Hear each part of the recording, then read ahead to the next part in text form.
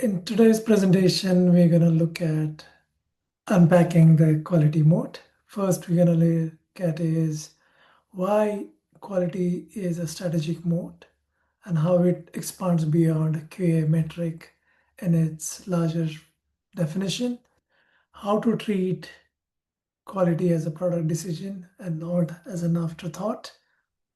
And third is how do we start building quality moat? So what is a framework that we can use to start building quality mode. Before we get into the presentation, I just want to briefly touch base on the mode. So this is one of the popular ports in India in central western state of Maharashtra.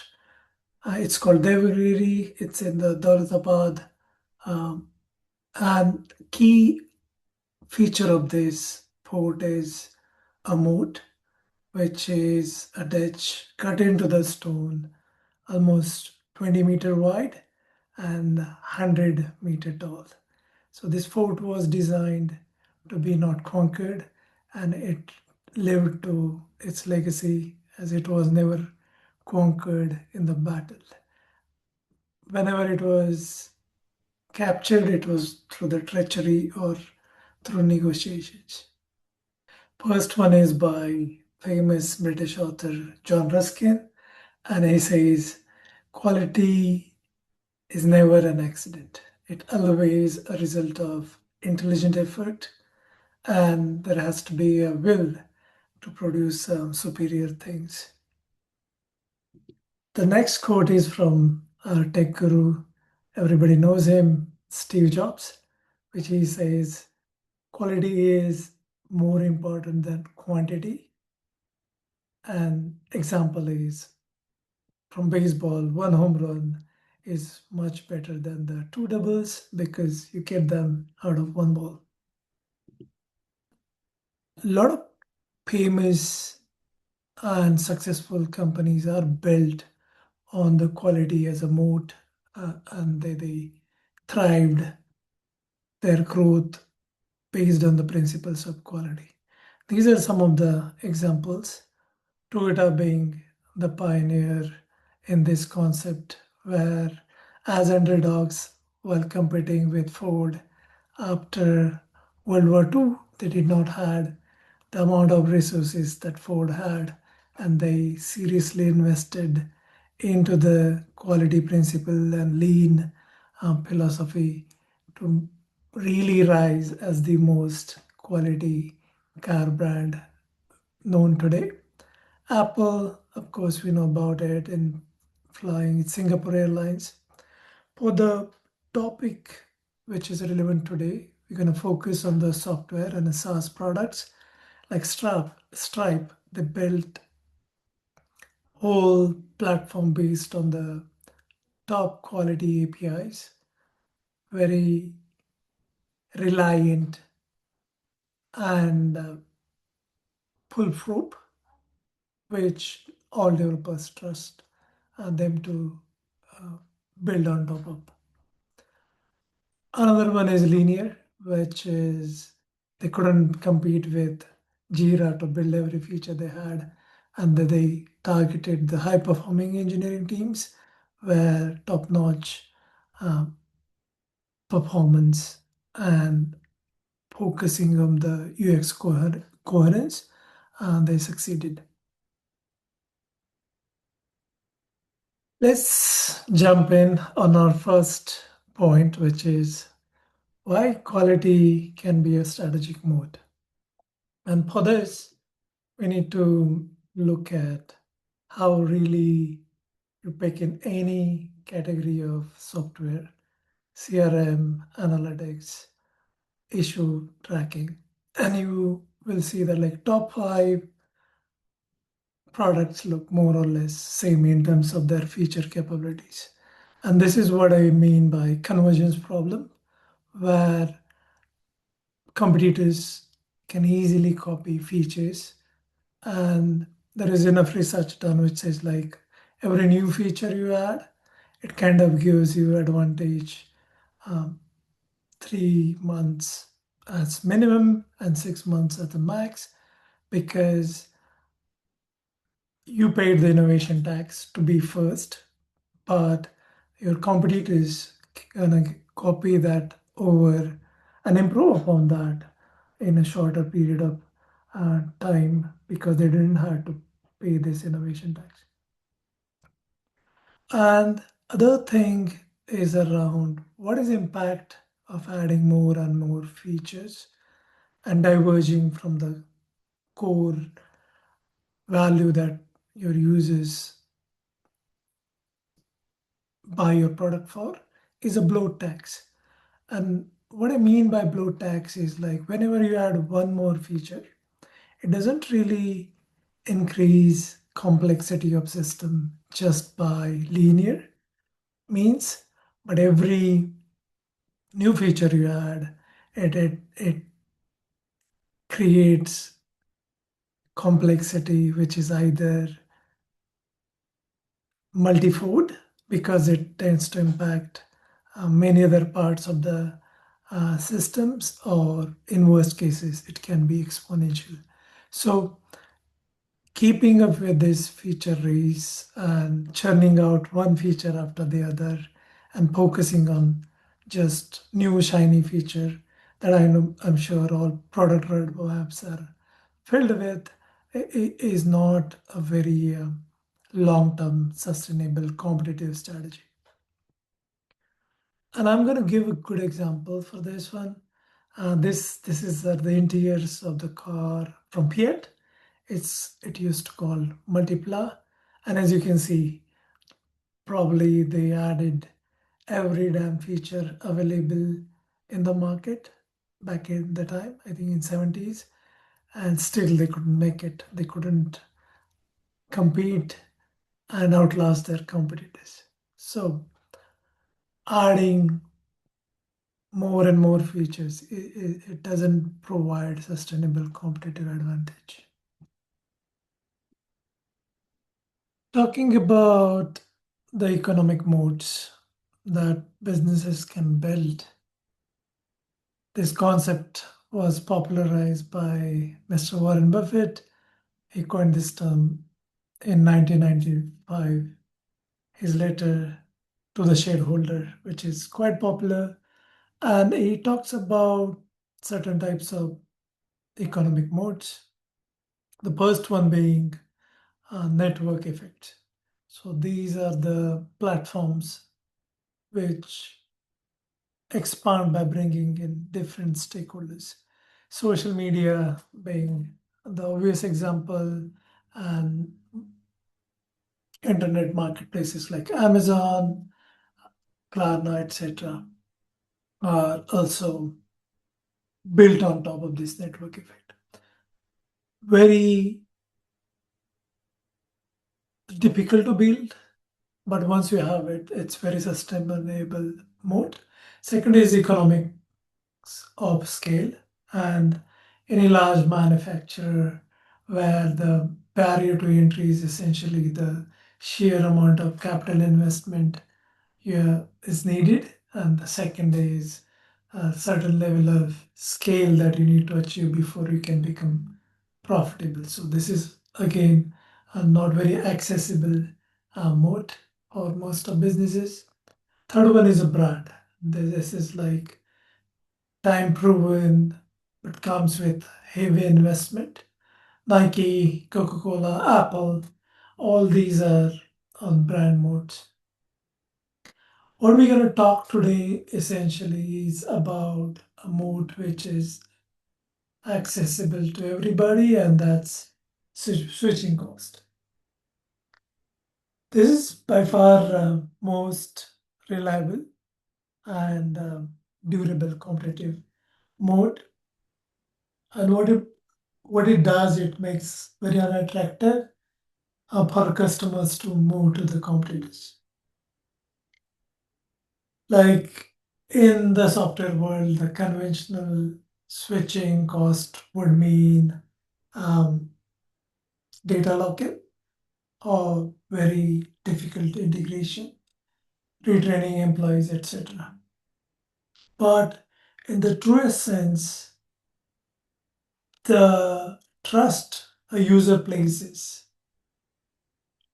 in a product that consistently works because they trust it to be system of records because it's reliable, because they have built a muscle memory due to its coherence of UX, and it performs so well that they have built their operations around it. So that's the structural switching cost we are talking about here.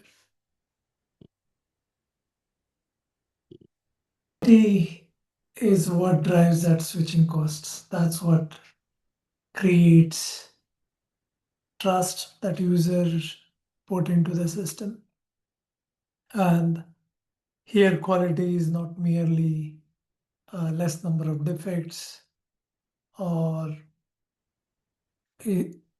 basically things are not broken kind of definition. It encompasses a larger aspects of the system, and that's what we're gonna look at. Like what do we mean by quality and how it leads to the user trust.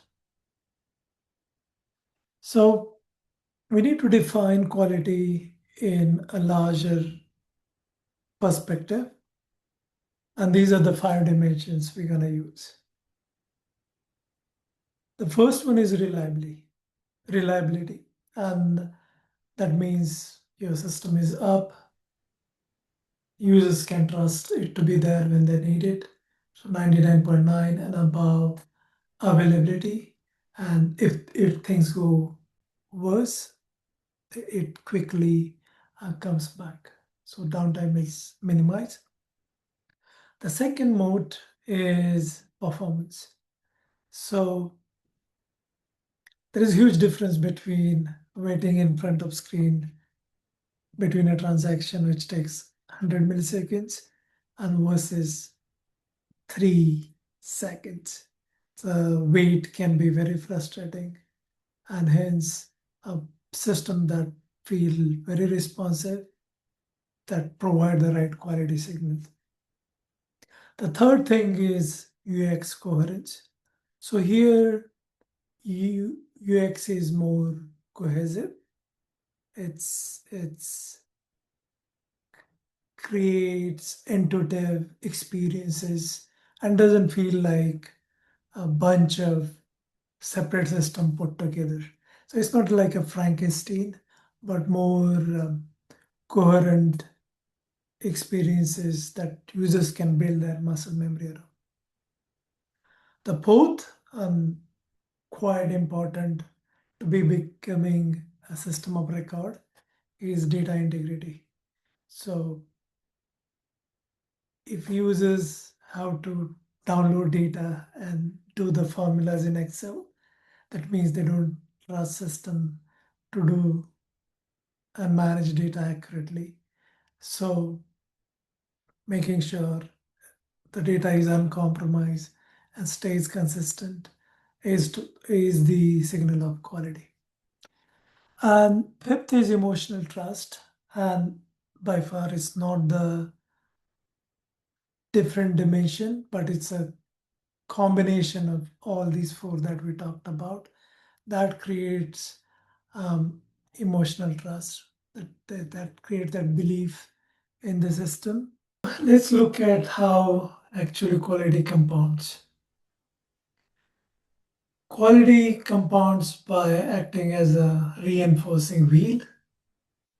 Each investment in the quality multiplies the value of everything that you have built. So all the features that have been already built.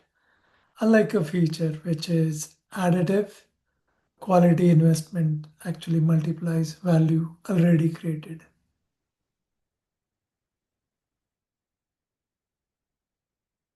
And we're going to look at these 4 layers of quality that build on top of each other. So we cannot go to the second without addressing the first one.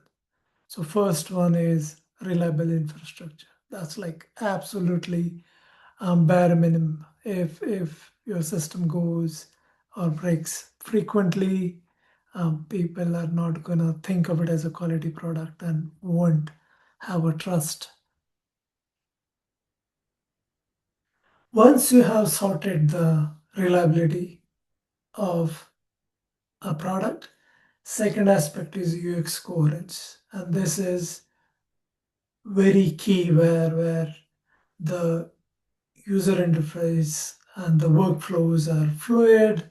They work kind of in tandem with each other, and system doesn't feel like bunch of things put together. So the uh, buttery or smooth experience is it's gonna multiply all the feature value that you have in there.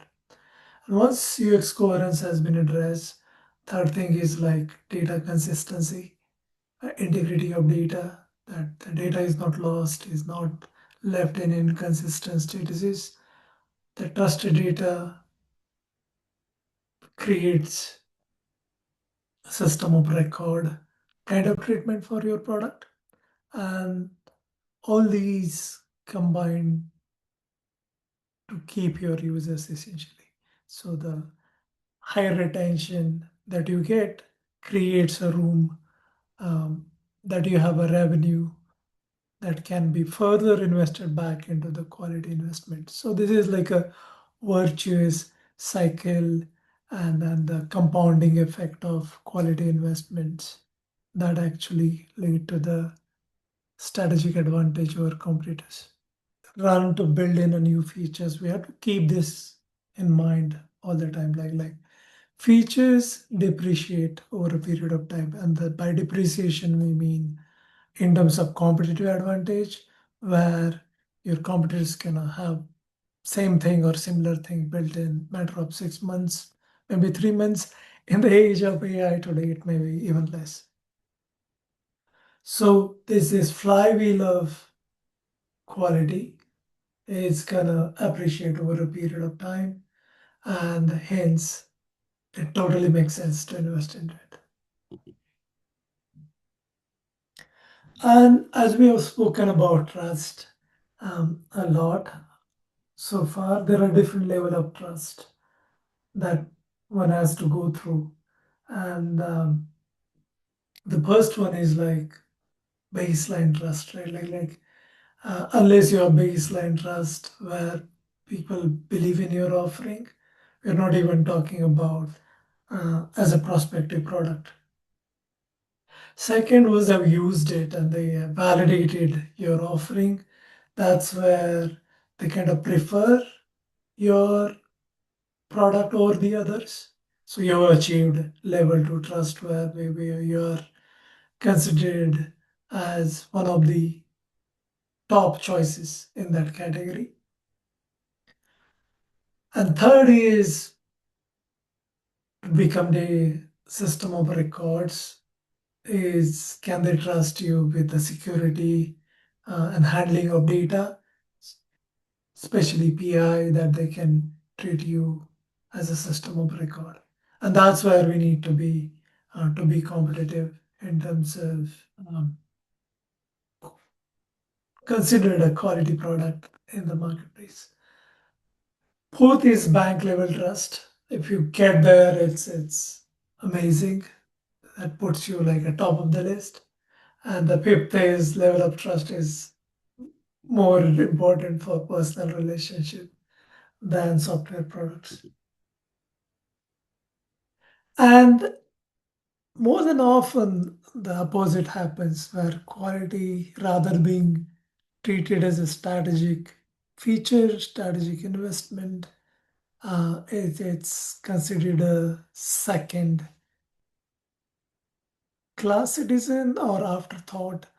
Most of times, handing responsibility over to the QA rather than the leadership of the product.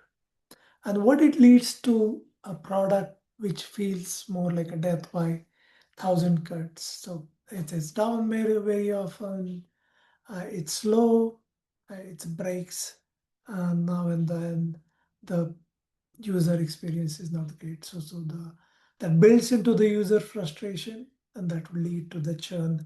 And it doesn't happen because of the one instances, but the impact of many um, frustrating interaction that user has with the product.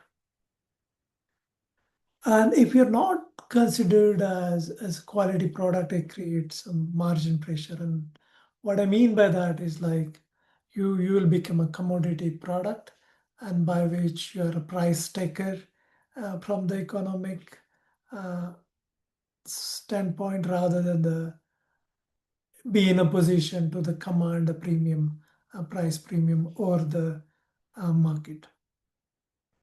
And it creates internal tax within engineering teams, where most of the time that is being spent in the sprint is not on building the value and stuff like that, but addressing technical, fixing the P1, P2 defects, which distracts team from just keeping the system running rather than improving it. And there has been a lot of research done this area, and this is CISQ number, which is like how much is economic cost to the overall economy, and this number is for only US, but number is staggering, which is like in terms of lost time on the follow-ups, downtime, etc. The economic cost is in trillion of bad quality products.